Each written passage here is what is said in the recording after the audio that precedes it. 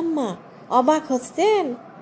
আমি আমি সেই টিনা চৌধুরী যে আপনাদের বাড়ি কিনেছি। অবাক হওয়ারই কথা।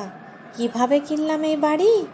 তাইলে শুনুন, আমি আমার মায়ের মারা যাওয়ার পরে মামার বাড়ি থেকে অনেক সম্পদ পেয়েছি।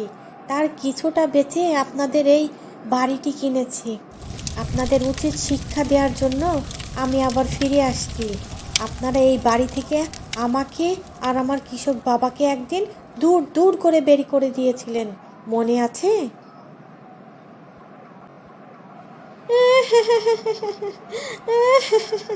হে বৌমা, সব মনে আছে। আর ছোট করো না। আমরা অহংকারের জ্বালায় তুমি আর তোমার বাবাকে বাড়ির থেকে বের করে দিয়েছি। আমাদের ক্ষমা করো মা। আজকের অহংকারের জন্য আমরা বাড়ি গাড়ি সহায় সম্পদ সব হারিয়েছি। আমরা এখন পথের ভিখারি।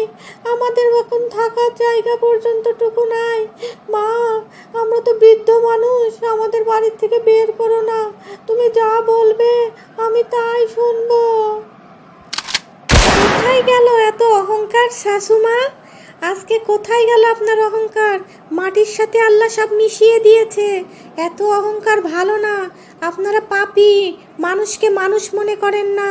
মানুষকে আপনারা দুর্বল ভাবেন। আল্লাহ একদিন ঠিকই তার প্রাপ্য সম্মান যাকে পুষায় দেয়।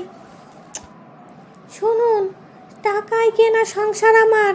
এখানে এখন আমি আর কারোর মাতবরি করতে দিব না।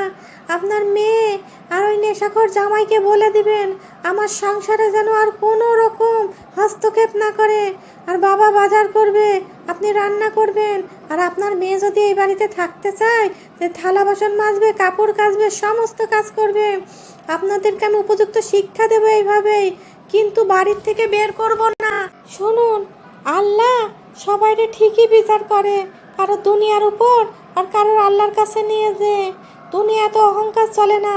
টাকা আজ আছে তো কাল নাই। তাই বুঝে শুনে কথাবার্তা বলবেন। আজ যাকে কষ্ট দিবেন সেই কষ্টই আপনাকে পরবর্তীতে ফিরে পাওয়া লাগবে। তাই ভালো হয়ে যান শাশুমা, ভালো হতে পয়সা লাগে না।